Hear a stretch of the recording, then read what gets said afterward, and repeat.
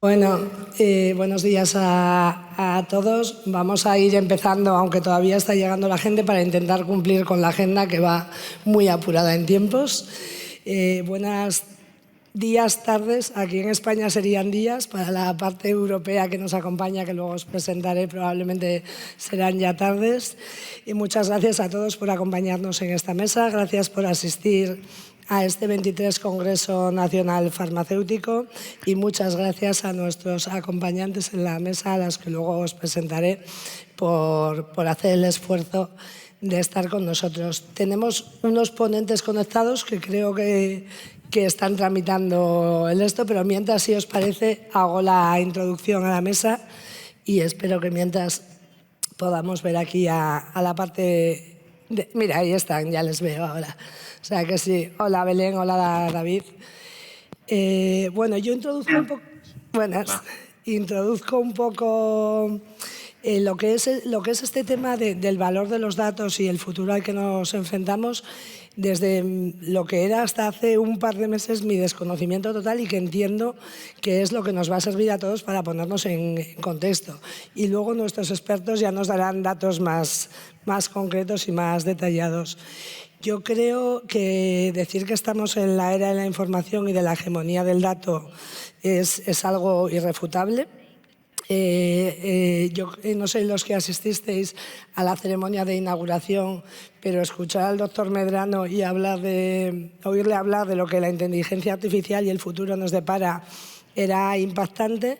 Y sí que es cierto que, como bien explicaba él, esto nos ofrece oportunidades y bastantes riesgos. Entonces, tendremos que saber gestionarlo muy bien, y desde nuestro lado, desde el lado de la salud, pues más todavía, porque hablamos de datos muy sensibles. El dato comercial, el dato que usa Amazon, por decir algo, tiene su importancia y su privacidad, pero desde luego, cuando hablamos de salud, hablamos de uno de los derechos de la persona más importantes, el de su intimidad.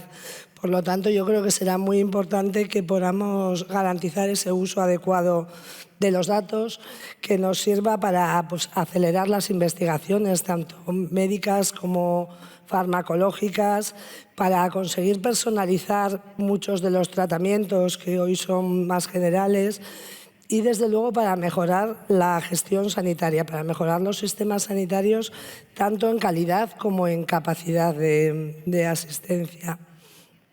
No os he pedido disculpas, pero estoy aquí con la voz un poco justa, espero aguantarlo. No suena muy bien, pero yo creo que terminaremos bien la mesa. Y bueno, desde la profesión farmacéutica, desde la parte de la organización colegial, hace ya años que definimos nuestra estrategia, y parece ser que fueron mis predecesores, con lo cual no es un mérito. No fue muy desencaminada, porque lo que dijimos es que somos farmacéuticos, que somos asistenciales, que somos sociales y que somos digitales. Y ahí tenemos nuestro reto. Hemos hecho pequeños pinitos en este tema tecnológico, desarrollando las recetas electrónicas, tanto públicas, sobre todo los colegios con sus administraciones, como la privada, que se ha liderado a nivel nacional por todos los consejos afectados en la prescripción y en la dispensación. Mi farmacia asistencial, el Bot Plus, Medicamento Accesible Plus, Farmagel, Cismed.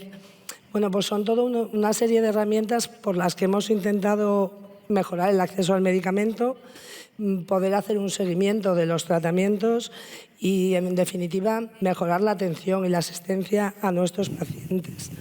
Y nos ha servido un poco, yo diría, como de entrenamiento para esta interoperabilidad a la que nos enfrentamos, hablando de Europa y de datos de una forma global.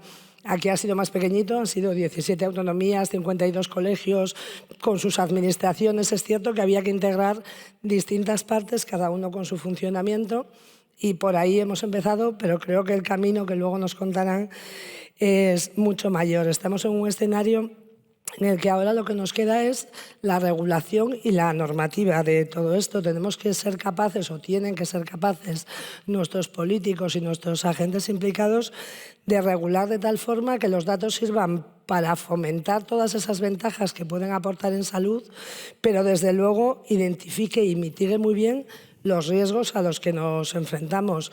Todos sabéis a nivel pequeño, a nivel farmacia, cuánto gustan nuestros datos. Los datos no pueden ser usados solo con fines comerciales, tienen que ser usados con fines de salud. Luego la legislación marcará otro tipo de posibilidades o no, pero nosotros cuando hablamos de uso de datos hablamos siempre desde el punto de vista del respeto y de la salud.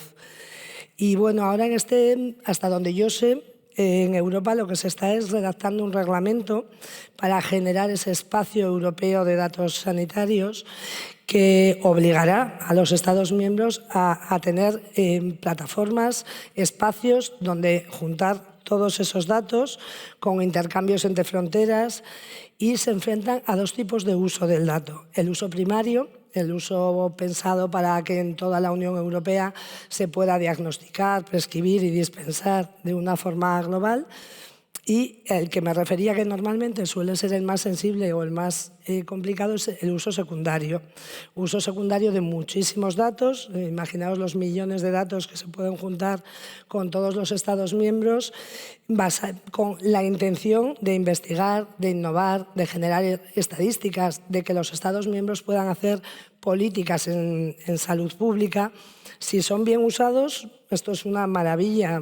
Me remito otra vez a la conferencia inaugural, pero ya visteis lo que era capaz de ver la inteligencia artificial, estudiando datos por repetición, y a la vez los riesgos. Pues si alguno no estabais, a mí me llamó mucho la atención porque decía el doctor Medrano, claro, la inteligencia artificial coge datos y dice, la persona que ha estado hospitalizada tiene más posibilidades de morir.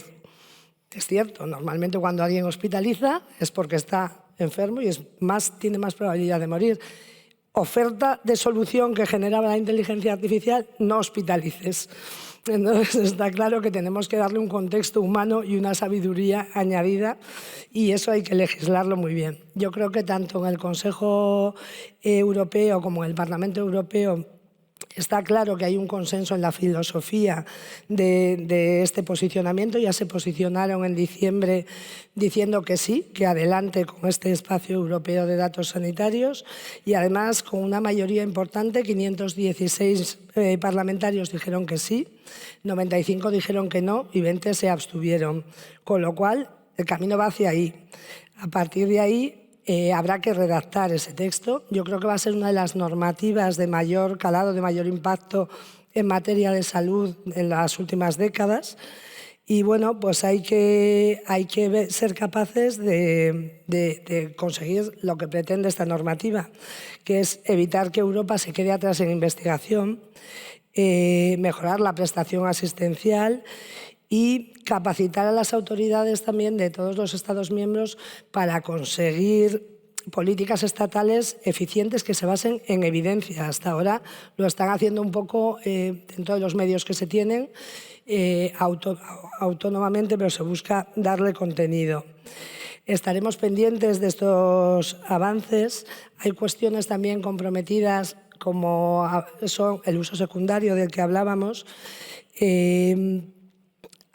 Hay que ver muy bien, o ellos tendrán que ver cómo determinan, cómo se respeta el derecho del paciente a su intimidad y al no ceder esos datos con los objetivos finales que se quieren conseguir de salud pública, y por otro lado, hasta dónde los Estados miembros pueden decidir qué datos comparten, qué datos no, y cómo afecta este espacio europeo de los datos. Desde la organización colegial, nosotros lo que sí que tenemos claro y promovemos es que, o esperamos, es que esta nueva normativa permita a los Estados miembros, en la parte de la dispensación que nos afecta, ser autónomos e independientes en sus legislaciones, de tal forma que los distintos sistemas farmacéuticos que hay en cada país, por la distinta tipología de modelos farmacéuticos, no se vean afectados.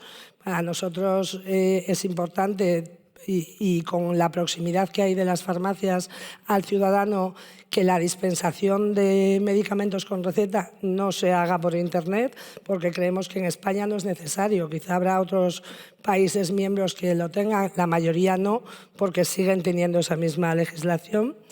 También es importante que se confíe en las asociaciones de profesionales, en los colegios, para la identificación y certificación del profesional sanitario que hace un acto médico, farmacéutico, podológico, dentistas, todos los prescriptores. Nadie mejor que las organizaciones para certificarlos y, por supuesto, que se vele por esa seguridad de esos datos y esa integración sin faltar al respeto.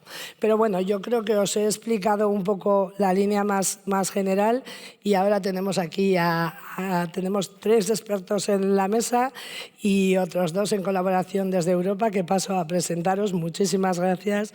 Juan Carlos García Sánchez. Él es Chief Operation Officer and Global Director en Sophistic Cybersecurity. Por otro lado, también tenemos a Hilaria Pasarani, Elena Malinina,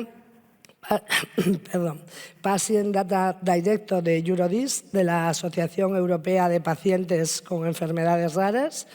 Y desde Europa tenemos la suerte de tener en la Comisión Europea a 2 españoles y una de ellas farmacéutica, además, que nos acompañan. Belén Hurtado es Policy Officer de la DG Connect, que viene a ser la Dirección General de lo Tecnológico, pero ahí en Europa, para que nos entendamos. Y David Asturiol, que también es Policy Officer de la DG Santé, que es la Dirección General de Sanidad, equivalente a lo que aquí tendríamos en Europa, y que nos van a contar su experiencia. Bienvenidos. Muchas gracias a los 4 por acompañarnos, a los 5, perdón, por acompañarnos en este congreso y por venir a hablar del valor de los datos en la salud.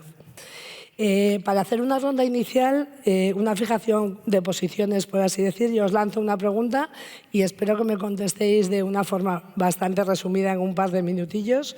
Podemos empezar, por ejemplo, ahora en este sentido y luego ya iremos cambiando.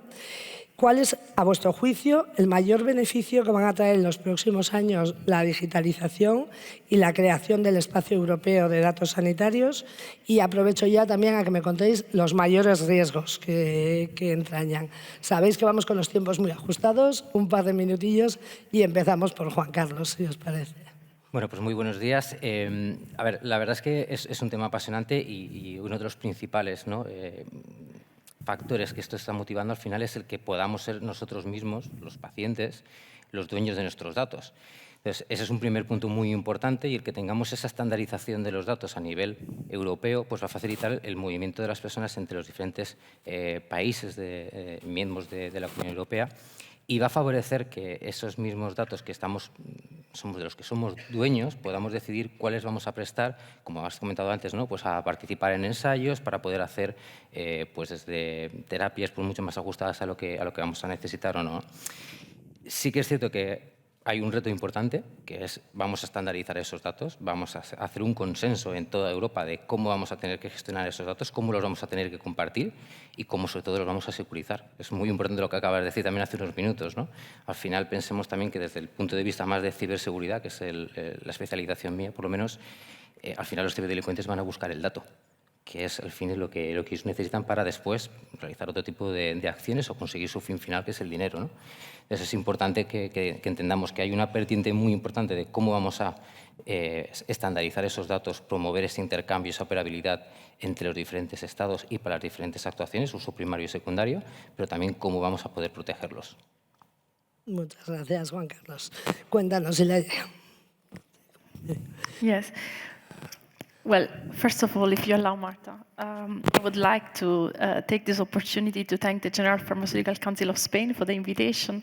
But given that I never have the chance to do that publicly, I would like to use today's occasion to thank Jesus Aguilar, who we had the honor of having as PGU president, but also all colleagues at Conseco for their long-lasting and continued collaboration with PGU, for their engagement in all our activities, and also for being a champion for pharmacists in the EU, both for their strategic positioning, but also for the many great initiatives that you organized and you carry on, from SysMed for shortages to the very unique project Juntos that you presented at our General Assembly just a few months ago.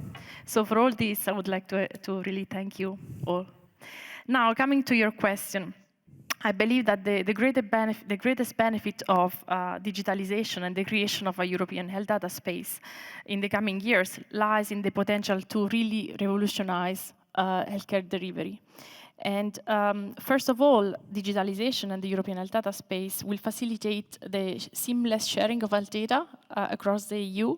And for pharmacists, this means that they will have access to a comprehensive patient record, regardless of where the patient lives. And this will enable pharmacists to make more informed decisions about medication management, but also for the interaction of medicines with other drugs, but also with other, for example, food supplement, identifying allergies, for example, but most of all, provide personalized counseling to patients. And digitalization will also facilitate administrative tasks. So it will allow pharmacists to spend more time in providing care to patients. We see that with electronic prescription, which are widespread in Europe, but not in all countries, I must say. And we see the benefit of electronic prescription not only in reducing paper, but also in reducing medication errors. And we see another big opportunity coming from the European health data space, which is a greater collaboration among healthcare professionals treating the same patient. And for pharmacists, this means a greater collaboration with medical doctors. Of course, the European health data space will benefit public health in general because of increased possibilities for innovation and research. Having access to a huge amount of data can certainly improve the development of new treatments, new intervention, and also help policies which are more effective. Because thanks to more evidence and real-world data, of course, policymakers then can take more effective decisions. However, despite all these benefits, there are great challenges as well, which are mostly linked, as you were saying, to data privacy and security. And so we must be very careful to make sure that there are no data breaches, because data about health are the most sensitive ones that we can get. And so as pharmacists, we have to be vigilant in ensuring a robust implementation of all cybersecurity measures, also for the pharmacy softwares. Lastly, we must ensure that patients trust this ecosystem, because without patient trust, no technology is going to work. And we must assure the respect of the highest ethical standards. And never forget that the technology should be designed according to the needs of healthcare and not vice versa. And that the main goal of all this, of digitalization of the European health data space regulation and all legislation about digitalization, should aim at improving public health and improving patient health and not commercial gains. And this might sound obvious or naive, depending on the perspective that you take. But I'm stressing this also for colleagues from the European Commission, because the legal basis for this regulation that the European Commission and the other legislators, so the Council and the Parliament, have used is not the article of the treaty, of the EU treaty, which is about public health, about the protection of public health and healthcare, Article 168. Rather, they chose the article of internal market. This is not just a legal issue. It shows the perspective that has been used to draft this piece of legislation. So we should always keep in mind that despite this legal argument, the aim and the goal of the European health data space should be to improve people's health. Perdón, muchas gracias, Hilaria. Un matiz importante a tener en cuenta este último. Yelena, cuéntanos. Yeah, thank you very much. I think there are a lot of benefits when we look at the healthcare digitalization from patient or citizen even perspective.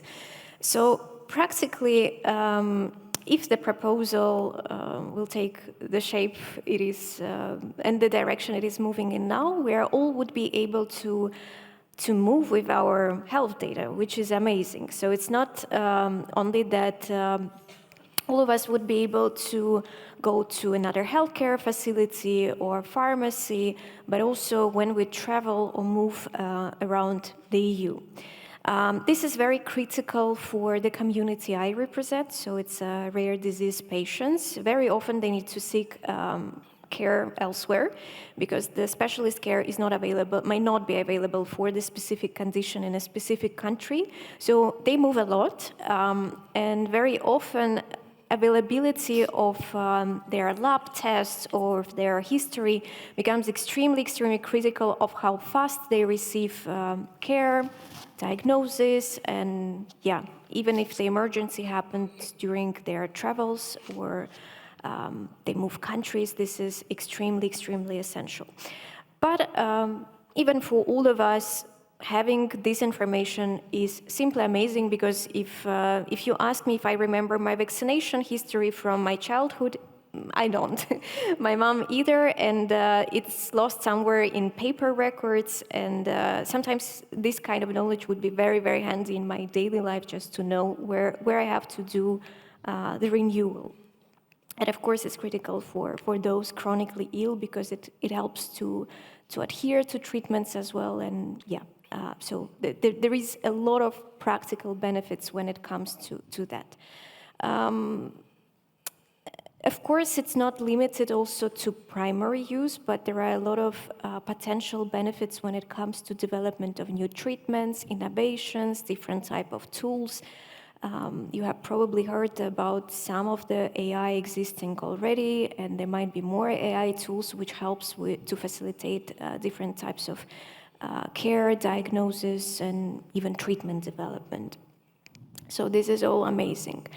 But of course, as the amount of data increases, there are also a lot of risks.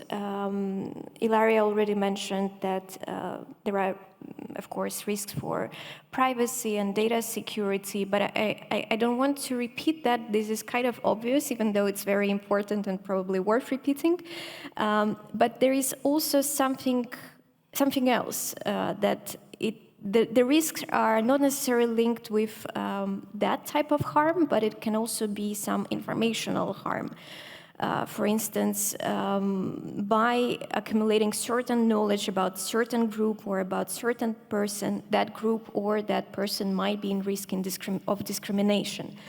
And that discrimination might never be known, or if we're speaking about a more sensitive data category such as genetic data, it's not only about me or you, but it's about the entire family, or those who will be born later. So these type of sensitivities, these are very specific perhaps to health data, and we should really always keep them in mind and create a much more secure environment. Because breaches might happen, risks will not disappear independently of how strong different types of safeguards will be put in place. But this is something we need to operate with on a daily basis, either as a patient or healthcare professional or pharmacist, to keep in mind that we all carry the responsibility for someone's very sensitive type of data. Thank you. Muchas gracias, Yelena. La verdad es que es un placer oír el punto de vista también de una de las personas afectadas.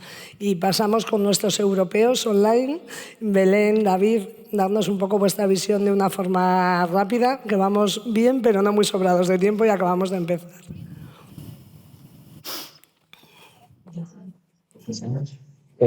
Muchas gracias, Marta. Mira, cuando me hacen este tipo de preguntas, yo siempre intento buscar un símil, ¿no? Y poder imaginarme, trasladarme a ese futuro donde el JCS está implementado, donde tenemos esta digitalización de los datos de salud. Y para mí esto va a representar una revolución parecida a la de las fotografías digitales. Todos teníamos fotografías en casa, en nuestros álbumes, los veíamos cuando estábamos en casa, en familia, en ese cajón. Y con la digitalización y el JCS vamos a tener acceso a esos datos pues, en cualquier momento, igual que tenemos con las fotografías digitales en el móvil, podemos ver en el metro, en el bus, en muchas partes, ¿no?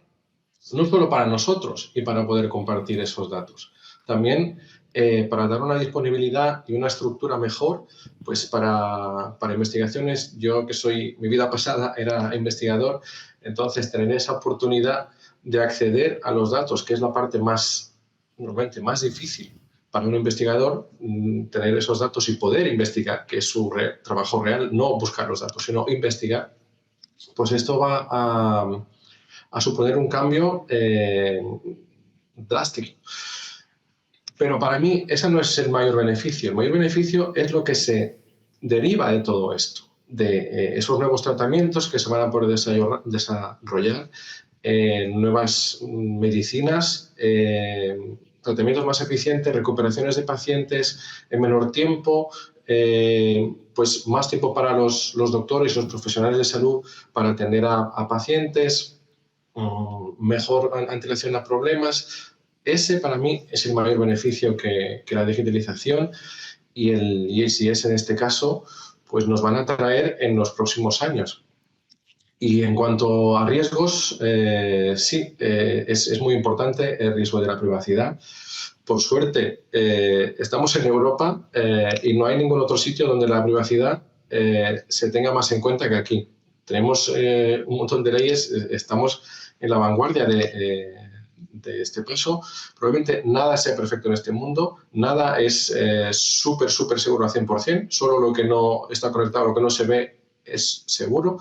Y los datos ya existen, los datos están en hospitales, están en clínicas y están allí, y muchos son digitales ya. Una legislación como el ISDS lo que va a hacer es, en todo caso, reforzar esta seguridad, hacerla más estándar a nivel europeo para que haya menos huecos y menos problemas. Entonces, esta es la forma en la que veo yo los beneficios y un poco los riesgos. Así es. Muchas gracias, David. Da gusto oír tu punto de vista así de optimista. Espero que estés acertada. Creo que no tengo micro, ¿no? Decía, ahora sí que se me oye, sí.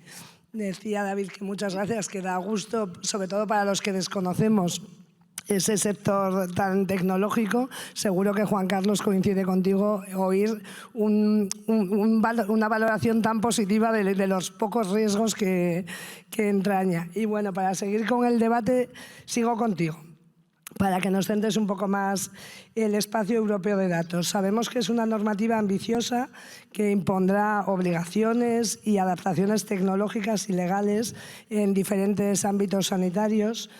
¿Nos puedes explicar brevemente las implicaciones para los diferentes actores implicados y cómo se gestará un poco esa implementación?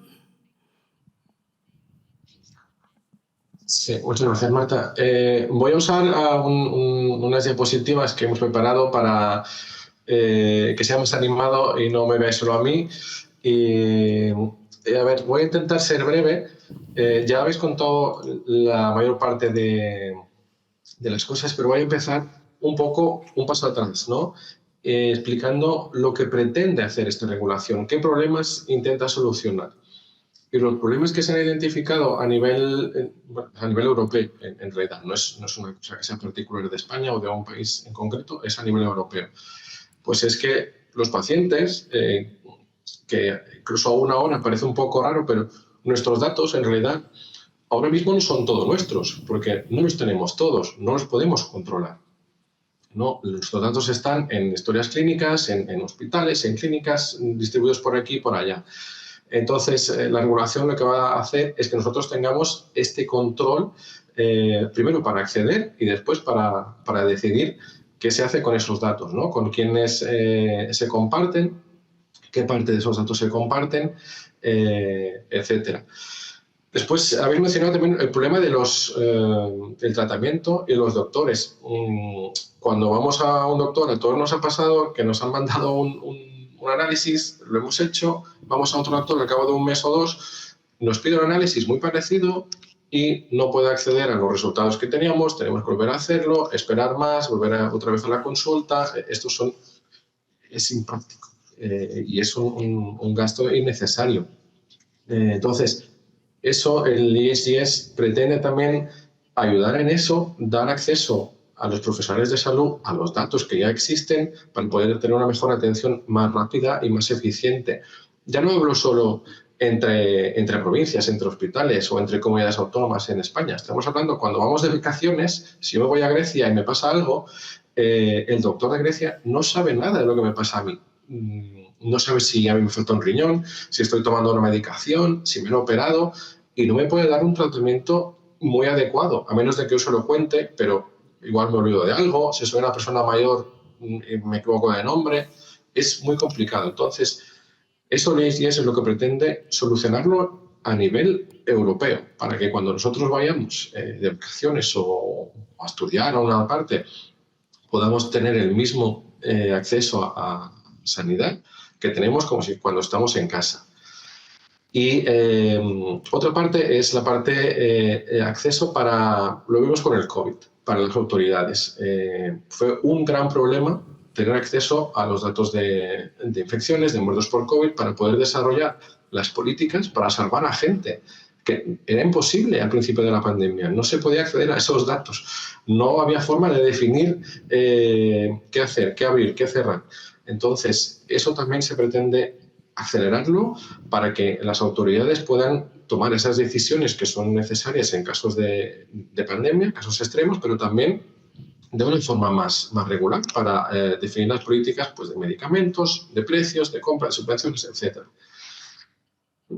También tenemos una parte que es la parte de los sistemas de historia clínica. Esto es un mundo muy cerrado, muy individual, casi artesanal, y no hay en realidad un mercado que potencie la competencia para que estos sistemas sean mejores, para que los hospitales gasten menos en esos sistemas, para que se puedan modificar de una forma más rápida, incluso en partes de seguridad. Esto no existe. Entonces, lo que pretende también esta regulación es estandarizar este mercado para que sea más potente y para que se cree también en Europa pues una potencia a nivel mundial para exportar este tipo de sistemas. Y ya por último, mi tema preferido es el de las investigaciones. Tenemos en España y en Europa investigadores muy buenos, pero les pagamos poco, les damos poca estabilidad y tampoco les damos datos. O sea, ser un investigador es casi ser un superhéroe. Intentamos con esta regulación también que humanizar a los investigadores, darles sus herramientas de trabajo. Tenemos, Belén también nos puede contar, muchos proyectos, incluso a nivel europeo, que los investigadores no pueden acceder a los datos y están allí, pero no los pueden usar por diferentes razones. Entonces, este también es una parte que es muy importante investigar, desarrollar más medicamentos y ser una potencia también a nivel mundial, ¿no? Y esto es lo que intenta hacer el IHS. ¿Cómo lo hace? Pues lo has explicado en la introducción, Marta, a través de la parte de uso primario de datos. La regulación impone pues una infraestructura, unas obligaciones a diferentes actores, también la estandarización de esos datos, porque ¿cuál es la parte importante? Que cuando yo quiera coger mis datos del hospital A y los quiera llevar al hospital B, pues el hospital B tiene que poder leer esos datos y entenderlos de la misma forma en las que han sido generados. No puede haber problemas allí. Y para eso es muy necesario y esencial que sean interoperables, como decía Juan Carlos, y que sea de un formato estándar. Ya no hablamos cuando cambiamos de país, idioma, etc.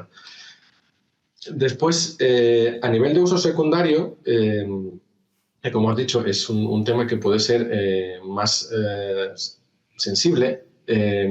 Ahí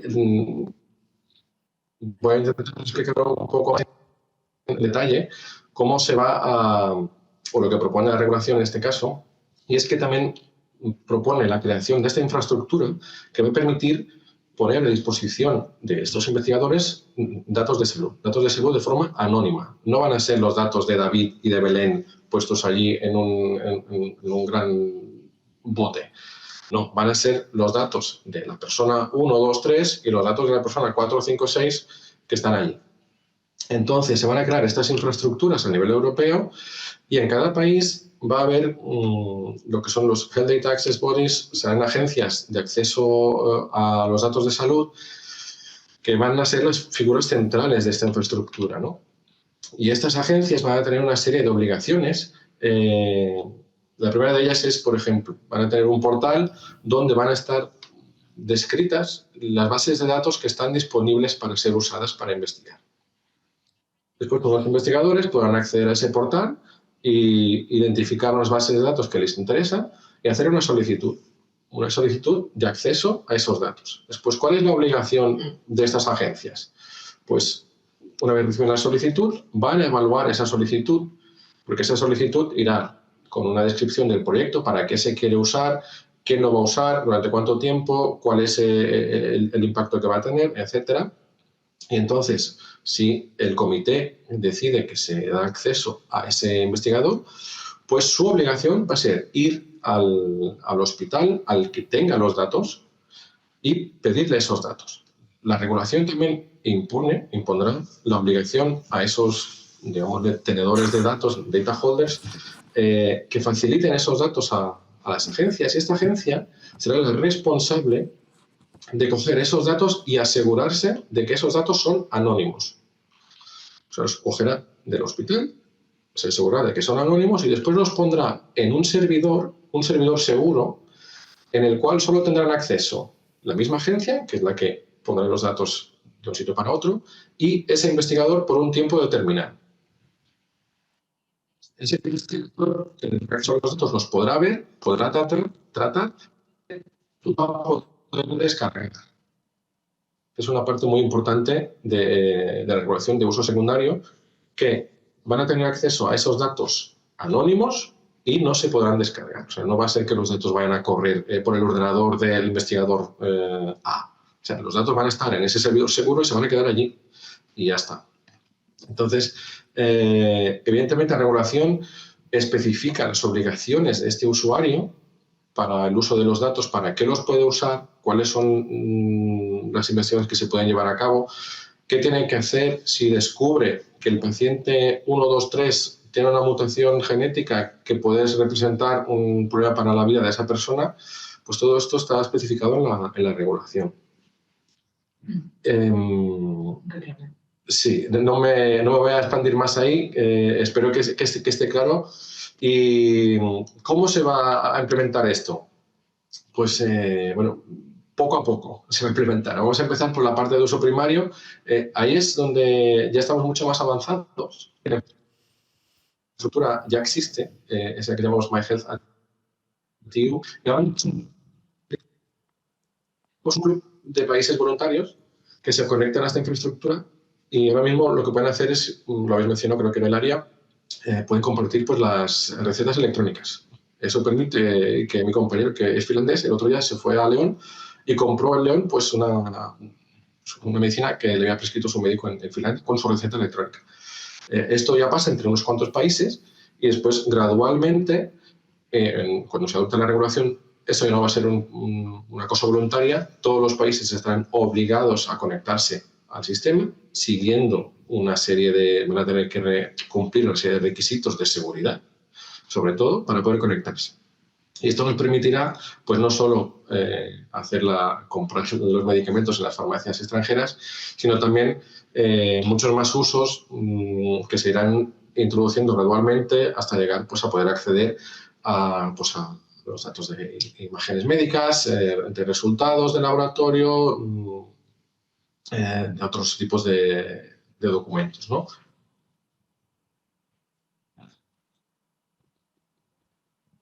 En los tiempos, en el periodo de transición, porque esto se está negociando ahora mismo. Entonces, van a ir entrando gradualmente. Las fechas no las puedo asegurar porque algunas pueden cambiar, otras se pueden ir un poco más para atrás o otras incluso más para adelante, se verá. Pero bueno, este es el tema, que se irá haciendo poco a poco, gradualmente, que no podemos empezar todo de golpe. Vamos a empezar poco a poco, vamos a ir aprendiendo cosas que funcionan, cosas que no, y así nos aseguramos de que el sistema funcione bien y que es seguro y está adaptado pues, para todo el mundo. La parte de uso secundario, como decía, aquí estamos un poco más atrasados, la infraestructura no está disponible aún, pero lo que sí tenemos es un proyecto piloto que lo que va a hacer es crear un mini EHCS van a ser 9 países, pero van a tener 5 usos. Lo que parece que cada uno de ellos es, a través de esos estudios, pues coger datos de diferentes países, de diferentes, en este caso son hospitales la mayoría, para llevar a cabo una investigación. Hay unos que estudian pues, efectos de trombosis de pacientes de COVID, hay otro que estudia pues, diferentes itinerarios de salud para pacientes con problemas cardiometabólicos, etc. Pues ahí esto va a sentar las bases para después amplificar y ampliar pues, a todos los países, a todos los hospitales, a todas las agencias de acceso de datos, los HDAPs que llamamos, que se van a ir creando también poco a poco, y esto es lo que se va a ir haciendo de forma gradual. Y ahí ya me paro aquí y espero que haya servido esta grabación un poco más general y explicar cómo se va a ir introduciendo poco a poco.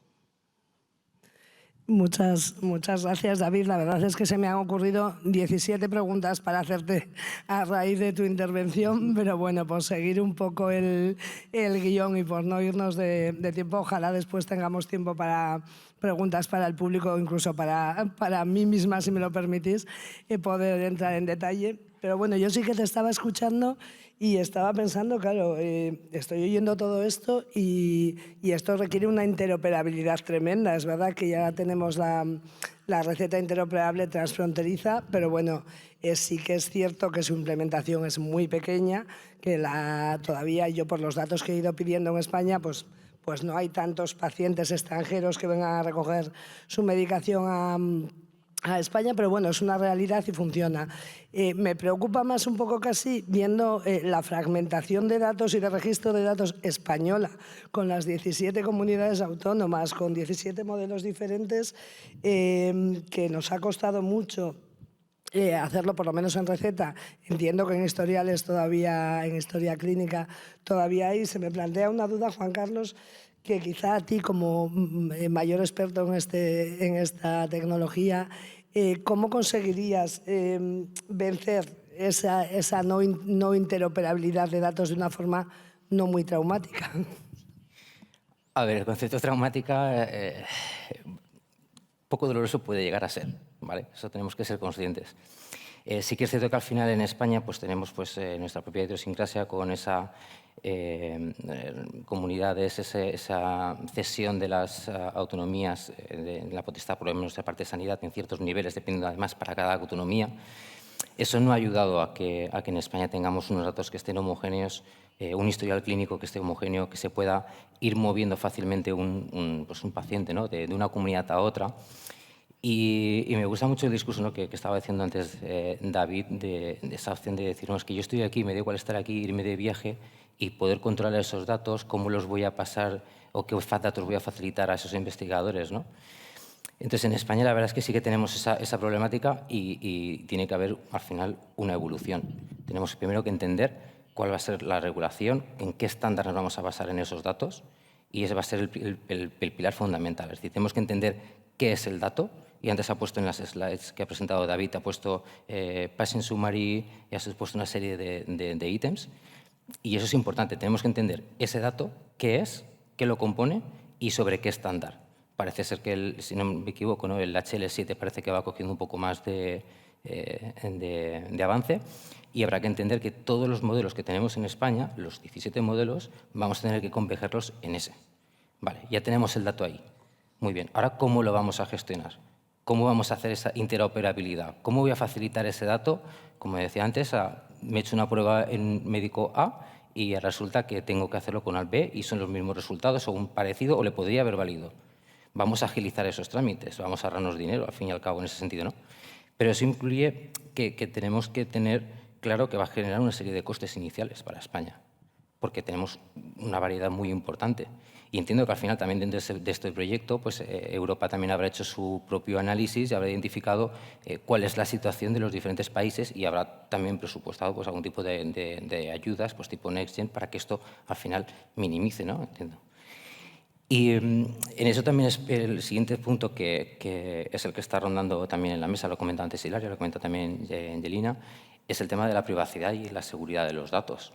Al final, esos datos van a ser súper importantes. Tenemos que tener un control muy férreo de cómo los tenemos. Y no solamente, como también ha comentado David, decir, no, es que cuando, por ejemplo, en un caso concreto de que un investigador quiere hacer un análisis o quiere hacer una investigación, se van a coger esos datos y se van a poner en un servidor.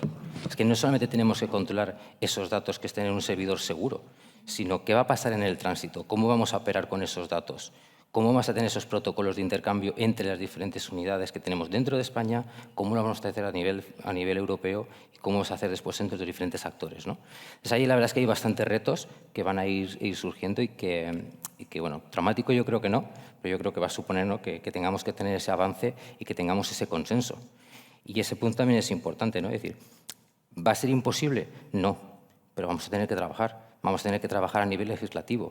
Sí que es cierto también que este reglamento ya tiene sus bases, ¿no?, en la parte de la gobernanza del dato, en la parte de interoperabilidad, ya se basa también en otros reglamentos y en un marco jurídico que nos va a ayudar a nosotros a poder hacer esa transposición, pues haciendo un símil, ¿no?, como pasó con el Reglamento General de Protección de Datos, que tuvimos que hacer nuestra propia adaptación. Pero en ese sentido creo que aquí va a ser un poco más fácil que con la protección de datos, ¿no? Ahí se están abriendo otras vías de discurso que también da para mucho, ¿no? Luego, si podemos, seguimos con ese debate. Yo me quedo un poco con la idea que has dicho de que habrá que invertir en tecnología, espero que para ahorrar en sanidad y dar un mejor resultado. Sí. Hilaria, viendo todo este contexto y desde ese espacio europeo de datos sanitarios al que se pretende llegar, ¿cómo crees que puede afectar esto a los profesionales, especialmente a los farmacéuticos, que somos los que estamos aquí? So this regulation is going to have a huge impact on the organization of healthcare systems in general, but will impact particularly community pharmacists because they will play a key role both in the generation and in the use of data. So they will connect to this European health data space, both as data holders, for example, because pharmacists hold a lot of data on pharmacovigilance, on the safety of medicines, and as data consumers.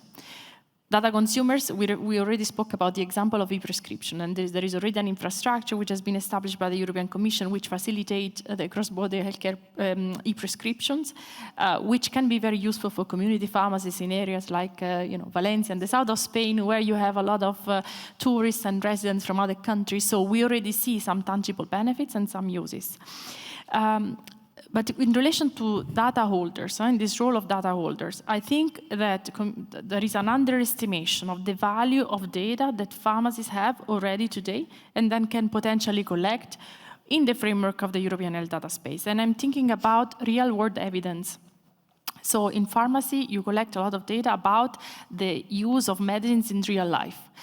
Because the medicines are tested in clinical trials among a non-heterogeneous group of population, while in real life they're used by elderly people, by children, for example, which are not part of the clinical trials. And this data is very valuable already now, and it will be even more so in the future because together with the European Health Data Space Regulation, there is an ongoing revision at European level of the European pharmaceutical legislation. And they're going also to review the marketing authorization procedures for medicines, moving a little bit towards the post-marketing phase. So with regulatory sandboxes and other tools, there is a focus on collecting data about the efficacy and safety and effectiveness of medicines after they're authorized. So once they're already on the market, meaning after they're dispensed by pharmacies. And in this sense, in this context, the data that will be generated after the medicine has been dispensed will be very valuable to have a continued monitoring of the benefit-risk ratio of medicines. And we have to be ready to collect this data in a scientific manner in the pharmacy setting. And I would add also to make sure that pharmacists are rewarded for the collection of this data, because it's a new task that comes on top of many other tasks, but we have to reflect on this already because it's coming, so we have to prepare. Es un reto muy interesante y creo que encaja muy bien además con la estrategia que nosotros estamos trasladando o intentando trasladar a nuestras autoridades y al Ministerio sobre la red de farmacias Centinela, el poder de esa red de inteligencia sanitaria, y creo que quizá hay que integrar muchísimas partes de nuestra actividad diaria, un trabajo más, pero una oportunidad más también de cara a beneficiar al paciente. Muchas gracias, Hilaria. Elena, perdón, que se me olvida que tengo lejos. En relación con el uso primario, ¿Tú crees que va a aportar grandes beneficios a los pacientes? Nos decías un poco en la introducción, pero ¿crees que la normativa debería permitir intercambiar historiales de una forma muy libre, más regulada? Cuéntanos tu opinión como paciente y representante de los pacientes. Yeah, thank you. Yeah, I think there is certainly, yes, the data should be shared for primary use. And if we look back in time, actually, the entire medical progress is based on data. So now we have this technology and the willingness also to collect big volumes of data. But it has always been like that. So there is nothing new. It's just that we are maximizing the potential of that. So data must be shared, but there are some nuances to that. When it comes to benefits, I think I mentioned actually quite a lot of them in my introductory points, but I think it's easy, you know, to put these benefits on paper if you think about your daily life. So when you don't go to the doctor, or if you have some kind of health condition which you are tracing, how useful it is actually to have the record at your hand. Either at your home or when you travel. And I think there are a lot of studies which confirm actually that it saves also a lot of money for healthcare systems, and dependently on insurance systems which are used at the national state. It also saves a lot of money and resource and nerves for patients, that they just don't need to repeat certain things, and they can access it at any time. And this by itself has a lot of health benefits because you don't have to wait, which is potentially, it could be life-changing sometimes, these waiting times when it comes to health questions. I also want to mention one interesting point of discussion which comes in the debates about data sharing. So there is an overall agreement, I think, from many patient groups and many citizen groups that there is benefit of data sharing, but at the same time, it always comes, you know, with a little conflict sometimes with privacy questions. So for instance, I can give you an example. When you go to the dentist, or somebody goes to the dentist which has an abortion history, which is part of your electronic health record, would you like to share it with the dentist if there is an added value of that? And possibly you would be willing to have an option to hide certain information, which is an absolutely good thing for your privacy. For instance, a person in the past had some kind of mental issue, which is no longer prevalent, but it is recorded in their record, or they have it, but it has no relevance for medical professional they are visiting. Should they be able to hide it? Possibly, yes. But then another side of that is, what if people, given the right to control the information and with whom and how they are sharing it, which is an absolute plus for persons' privacy, what if they limit the data which is essential? How do we determine what data is essential? Because maybe history of abortion is a critical information in some conditions, in some it will not be. So there are a lot of nuances to that, and when speaking about trust, this kind of moments and attention to these nuances in the system would create that trust. Because it's not an abstract right to control your information or to decide with whom you are sharing, but it is also not an absolute right. So it's not always possible that it's only an individual who has to decide, because we may not have necessary knowledge or even evaluation of the situation to decide that. I'm not trying to say what is right, what is wrong, but I just want to emphasize the complexity of the system, and that there are many, many questions which will arise actually when the system will be put in place, because it's also very crucial not only to have a very good law, but also to have a very good system to observe how the law is working or doesn't work in the real life, and adjust if needed. Qué interesante y qué cierto el debate que nos generas un poco entre el bien y el mal, diría yo, ¿no? Porque son dos partes muy necesarias y muy difíciles de legislar. De una forma así rápida y aprovechando que tienes tú la palabra ahora, no sé si nos puedes contar cuáles serían, desde donde tú conoces, que estás más informada quizá, los principales obstáculos técnicos que podría haber para esta implementación. Aprovecho también luego de una forma rápida, nos dices tú, Juan Carlos, como experto en esto, y sobre todo si crees o consideras que está en la garantía de la protección de datos del futuro reglamento o lo que se conoce hasta ahora, si va a generar una confianza en los pacientes, si crees que va a ser suficientemente garantista para que el paciente esté cómodo en el uso de esos datos. I think when it comes to data protection questions, there is still quite a lot of work to be done in negotiations. Of course, we do have general data protection regulation, and it remains so, and it will be one of the tools to protect all of us, actually, dependently if we are working from the professional side or we're speaking about citizen or patient perspective. But there are certain things which require more attention and more specification, because the data sharing, especially for research, is a very complex thing. So it has multiple layers. So there is a European level, which is currently based on the GDPR. There will be some nuances added by the European Health Data Space, but we should not forget that there will be national laws which also guide how it should be, and that they will not disappear, because the division of competences between the European Union and member states, it is written in such a way that it is up to the member states to decide on how do they organize the healthcare and consequently health research. Of course, there is a single market and there is free movement of goods, services, and people, which will contribute, but I don't think the outcome of the law will be an absolute, that we suddenly start living by the same standard. So there is quite a lot of work to be done with some specificities when it comes to data protection. And this will be linked with trust, of course, but again, I will mention that law is just the theory. The way it will function in practice will be a different story, and some people will not be trustful by default. And it might take ages for them to gain trust in the system, if it ever happens. Maybe the system will not be trustworthy. We should not necessarily assume that it will be.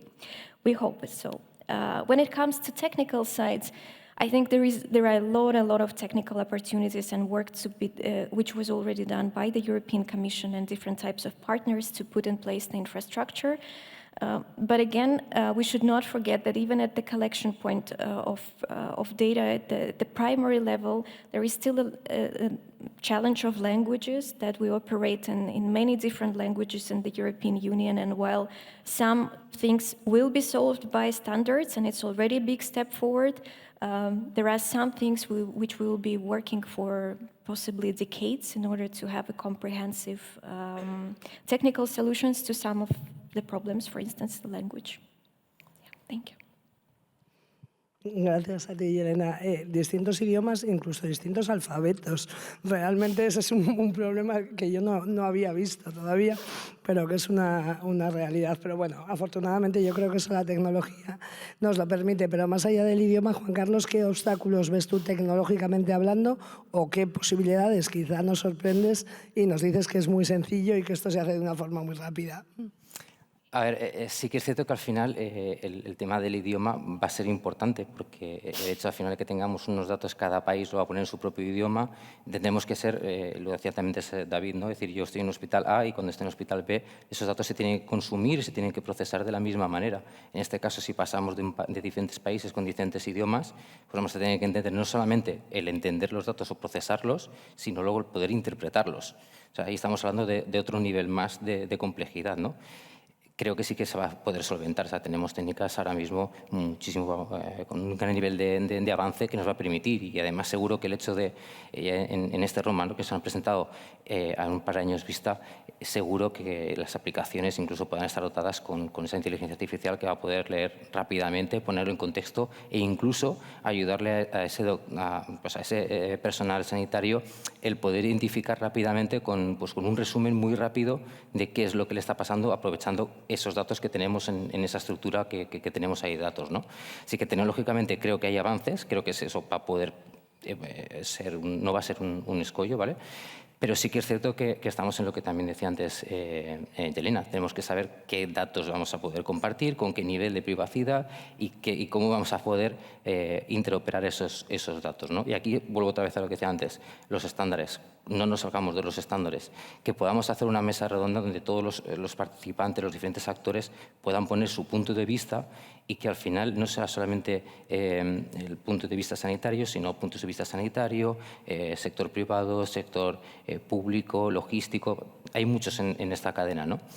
Y la parte del riesgo tiene que estar ahí. Cuando hablamos de ciberseguridad solemos decir que la brecha de seguridad va a pasar. Lo que no sabemos es cuándo, pero tenemos que asumir que va a haber una brecha de seguridad. Entonces, ¿la gente va a ser consciente de que o va a confiar en esas garantías? Pues vamos a necesitar un tiempo. Vamos a necesitar que esto empiece a rodar, vamos a necesitar que esto esté funcionando.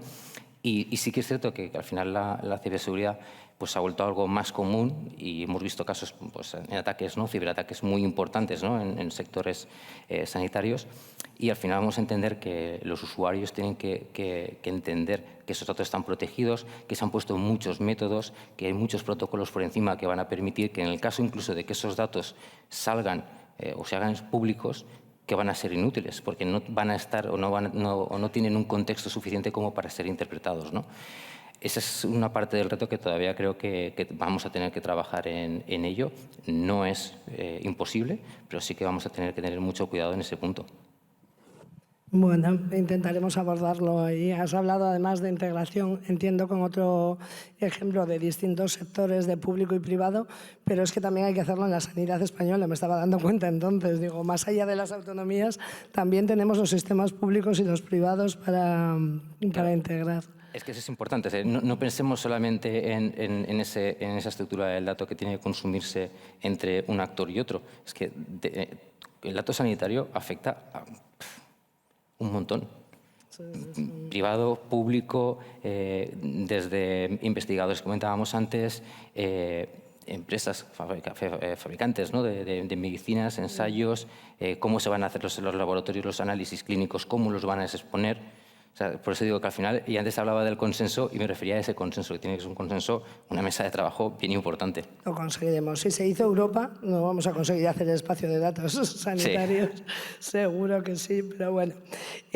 Para ir terminando un poco, me encantaría seguir, pero bueno, una última pregunta a farmacéuticas para Hilaria y para Belén Hurtado.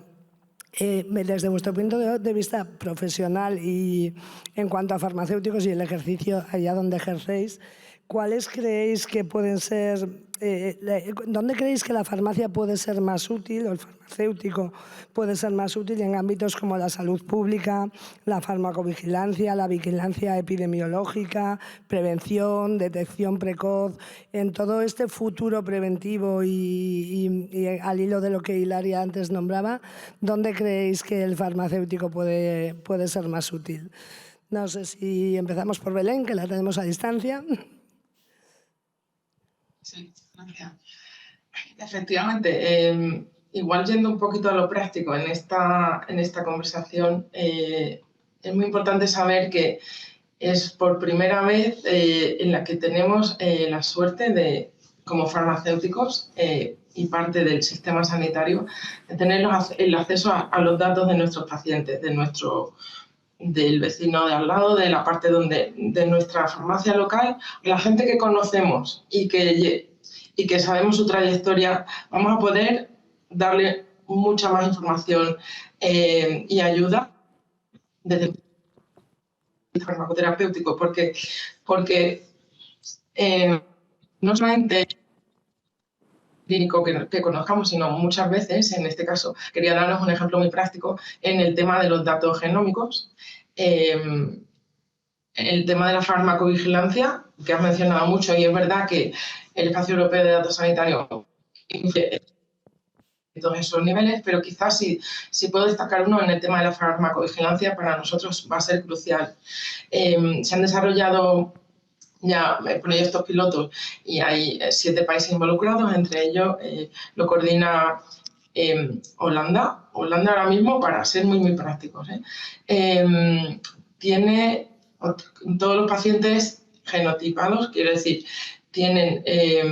han hecho su pasaporte genético que llevan a su farmacia, que en la farmacia le ven con un programa muy básico que además probablemente se ha exportado a toda Europa y es un ejemplo de buenas prácticas, cómo su medicación, a la que todavía no ha tenido acceso, le va a influir en todo, porque sabemos que están ya, bueno, básicamente quiero decir, antes, y vosotros lo sabéis, tenemos ya en muchos prospectos muchos medicamentos que necesitan su genotipo antes de tomarlo.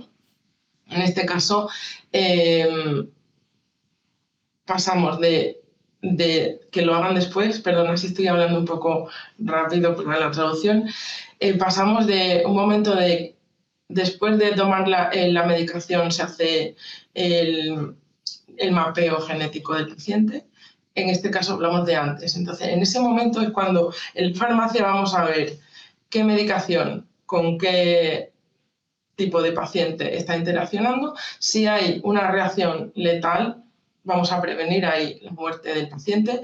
Y en muchísimos casos, porque 1 de cada 10 de los pacientes que tenemos en nuestra farmacia tiene, digamos, un rasgo, una variante genética que afecta a algún tipo de medicación muy común, en este caso le podemos ajustar la farmacoterapia que se le haya prescrito, dar información a los médicos que lo llevan, al hospital que sea, y evitar muchísimos riesgos.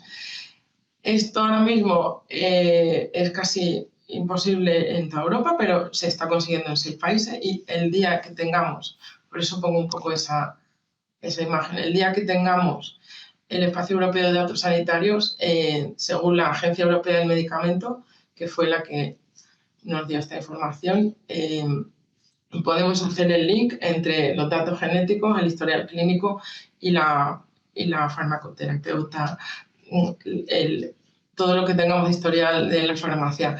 Y podremos ahí intervenir, y yo creo realmente que España está bastante bien preparada, y los farmacéuticos españoles tenemos una muy fuerte formación y muy cercanía de nuestros pacientes, y en este caso lo estáis demostrando con todo lo que hacéis desde el Consejo General de Colegio de Farmacéuticos a nivel general nacional y a nivel regional.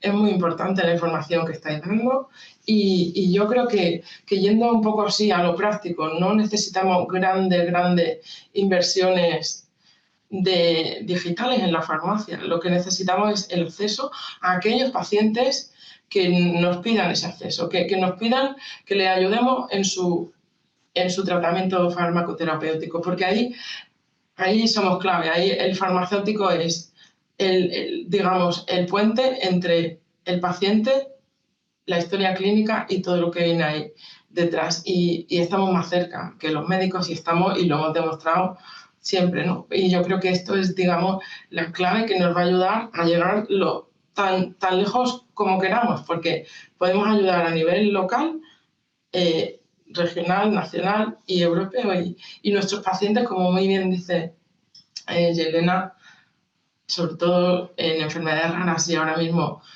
en el cáncer ya está hiperdemostrado. Toda esa información que tenemos, podemos colaborar juntos para mejorar muchísimo la asistencia sanitaria.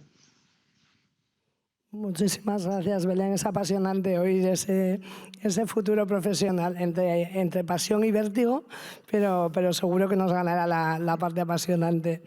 Cuéntanos, Hilaria, desde tu punto de vista también, si habéis puesto en marcha alguna buena práctica, si hay algo desde las farmacias. Yes. So I think that the generation and the use of data from community pharmacies can benefit all the areas you mentioned, so pharmacovigilance, epidemiological surveillance, early detection. Because we have a huge network of 160,000 community pharmacies across Europe, which can play a crucial role in collecting, analyzing data that can be shared, for example, with the public health authority. Pharmacists are often the first point of contact between the patient and the healthcare system, and so they can play a crucial role in detecting population health trend, in identifying medication utilization patterns, in detecting emerging health issues, which means faster reaction from the health authority, faster allocation of resources to, for example, an emerging health threat. Just to give you an example, you asked me best practices. In Italy, pharmacists participate in early detection programs, so screening for diabetes, for blood pressure, for colorectal cancer. And they do that upon their initiative, with their funding, because they want to bring this, let's say, they want to show the added value of pharmacies to citizens. But imagine the potential of having this done in all pharmacies and the data collected and centralized and analyzed and processed to inform, once again, policymakers to make informed choices. The potentials are huge. Another example, to conclude, in France, you have the so-called dossier pharmaceutique. It's an initiative from the Chamber of Pharmacists in France. All pharmacies are connected to this dossier pharmaceutique, which collect the treatments of patients, both prescription and non-prescription medicines, from the last 4 months. And so pharmacists can look at these records and immediately detect interactions with other medicines, including OTC or food supplements. If we think about Iberico perforatum, for example, it can have very negative interaction with other products. And that is a powerful tool for pharmacovigilance. So this, I would say, is, in a nutshell, the best practices that I could think of. But there are many others, if time allows. Muchas gracias. Tenemos que hacer una lista y que las conozcamos más intensamente, pero sí que nos da una buena visión. Bueno, y para acabar, que vamos bien, pero nos quedan 20 minutos, pero como hemos empezado 5 minutos tarde, pues bueno, ahí andamos. Una última ronda para todos, y igual empezaremos al revés de lo que hemos hecho en la primera introducción. En una frase, dentro de 5 años, un titular que quisieseis ver, es decir, ¿qué hazaña, qué reto se ha conseguido con este espacio europeo de datos sanitarios? ¿Cuál sería vuestra ilusión si pudiéramos hacer? Aquí los españoles me van a entender mejor una carta a los Reyes Magos o a Santa Claus que pudiésemos pedir. Empezamos por Belén y David, ahora a la inversa. Bueno, aquí somos bastante optimistas, desde un punto de vista de arriba, ¿no? Y bueno, y porque hemos visto también otras buenas prácticas en otros países, ¿no? Yo me gustaría decir ahí el tema que acabo de mencionar antes. En 5 años ya, bueno, el espacio europeo será una realidad, pero me gustaría ver los resultados a nivel de pues, lo que hemos hecho los farmacéuticos en el tema de la prevención de enfermedades, de reacciones adversas a medicamentos, cómo la farmacogenómica se ha implantado en las guías farmacoterapéuticas y cómo hemos conseguido evitar un cierto número de muertes, ¿no? Ahora mismo se estima que son 197.000 fallecimientos por año en toda Europa por efectos adversos a los medicamentos. Esto me encantaría que fuera, bueno, que se minimizara tremendamente y la herramienta que tenemos para hacerla en Europa es justo tener los datos del paciente. Y paso a también otro mensaje positivo. Sí, pues para mí una hazaña para dentro de 5 años, igual dentro de 5 no sería posible, pero un poco más sí, y es el hecho de que nuestros nietos no mueran de las mismas enfermedades que sus abuelos. Eso quiere decir que gracias a este ISIS, a esta disponibilidad de datos, hay avances médicos y farmacológicos y que las generaciones futuras al menos no tengan los mismos problemas que tenemos nosotros porque se hayan podido solucionar. Qué buen resumen, qué buena forma de resumirlo, David, que nuestros nietos no mueran de lo mismo. Muchas gracias. Y Elena, resúmenos un poco tu ilusión.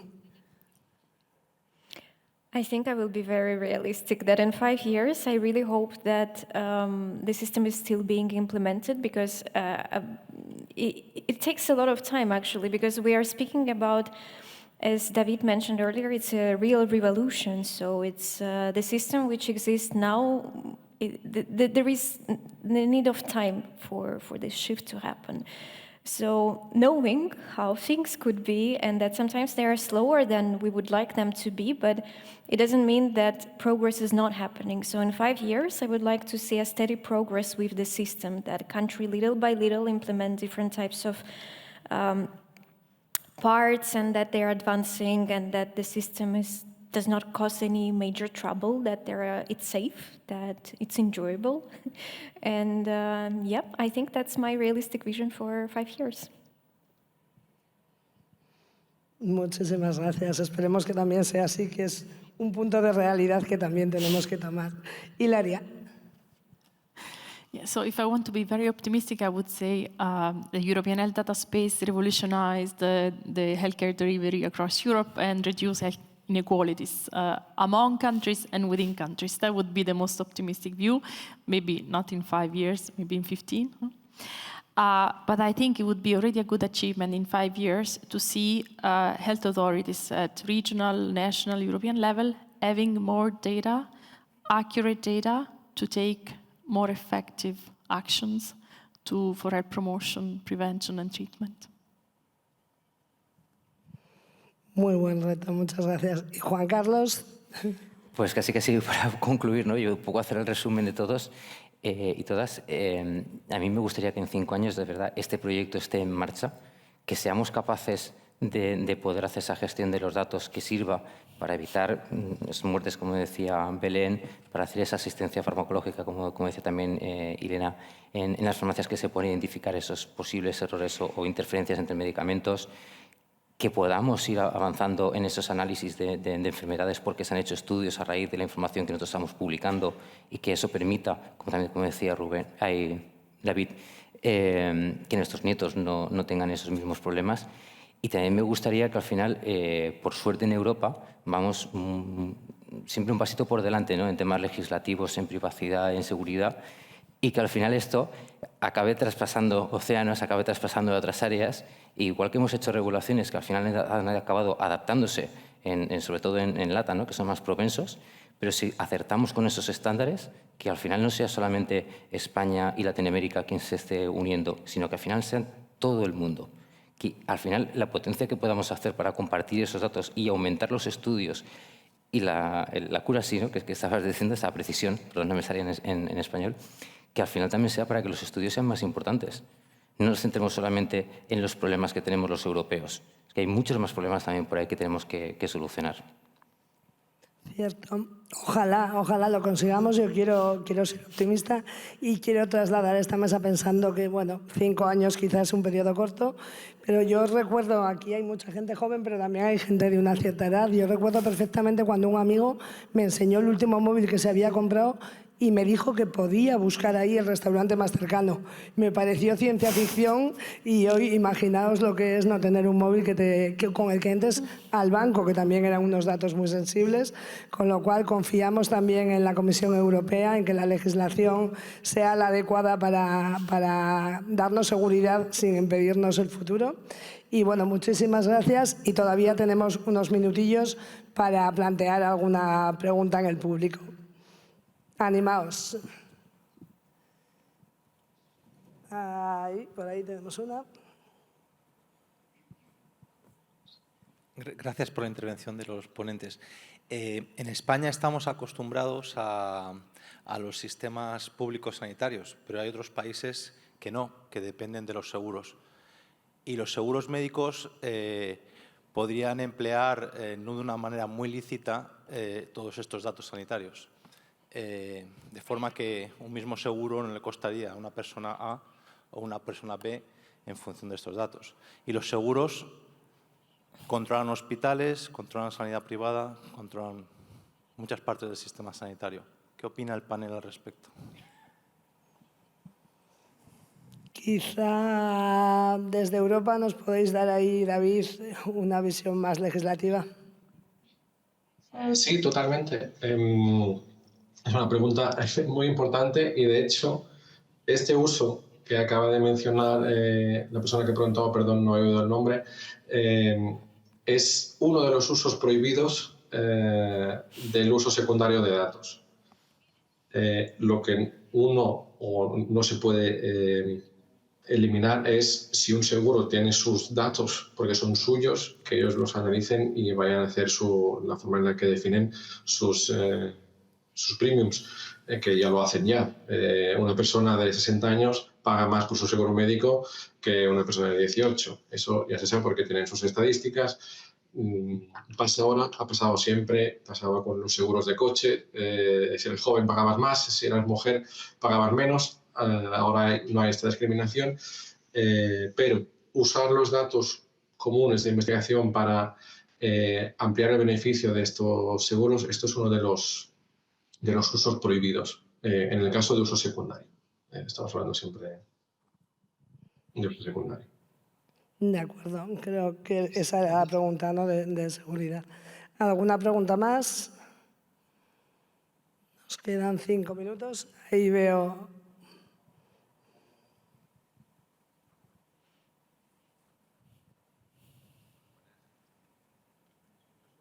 ¿No?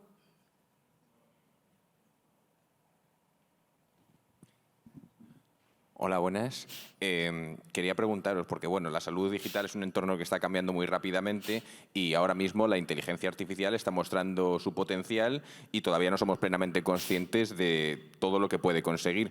¿Qué beneficios creéis que puede aportar la inteligencia artificial en este sentido?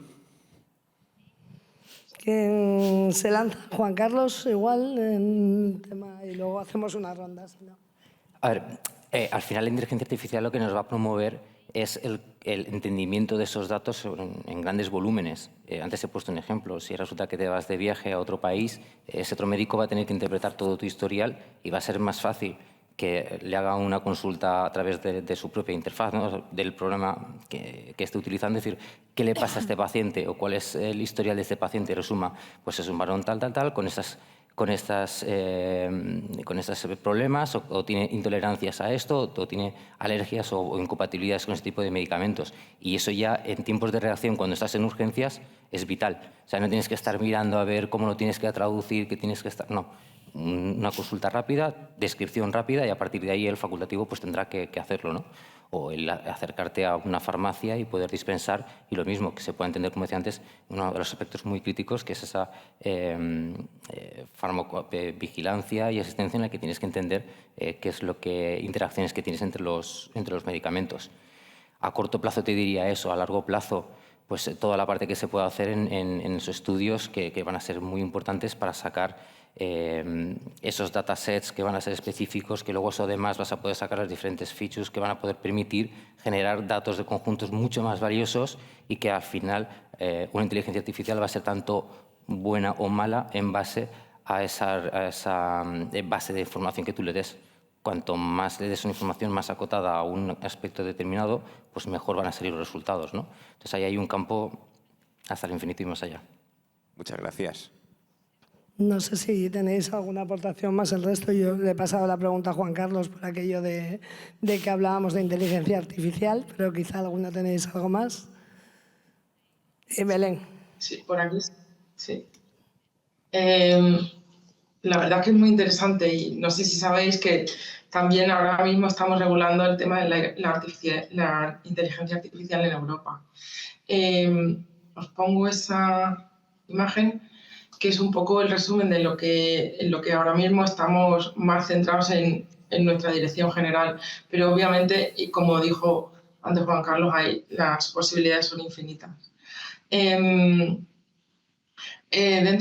Prácticamente dentro de nuestra farmacia, obviamente nos puede ayudar a gestionar los datos tal y como cada uno quiera, ¿no? Pero sobre todo pues para ver tendencias pues de temas de infecciones en el área, de epidemiología. Ya sabéis también que los farmacéuticos españoles han sido bastante resilientes y bastante fuertes cuando hemos tenido la pandemia, han estado ahí y han respondido muy bien. En el tema de las aplicaciones de la inteligencia artificial en el sector sanitario, estamos bastante bien preparados. Quizá igual por mencionar, así un poco por encima, en el tema de la infraestructura federada, que es datos de cada país, que ahora mismo son 15, pero se estima que sean 26 antes de 2026. En el de los datos genómicos, ahí hay bastante aplicación. El otro que os menciono ahí es el tema del cáncer, las imágenes digitales. Tenemos ya muchísimas pruebas y artículos, muchísima gente está trabajando. La semana pasada fue todos los eventos del Día del Cáncer en Europa y por primera vez toda la información que tenemos ahora ha sido pionera porque por primera vez están, y es lo que deberíamos pensar que es nosotros, ¿no? En el Espacio Europeo de Datos Sanitarios, unidos Europa, Estados miembros, regiones y todos los profesionales sanitarios en el tema de la lucha contra el cáncer. Hay más financiación que nunca y muchísima investigación y muchísimo apoyo de la Unión Europea en la investigación contra el cáncer. Y ahí pues se ha visto, quizá, así por mencionarlo por encima,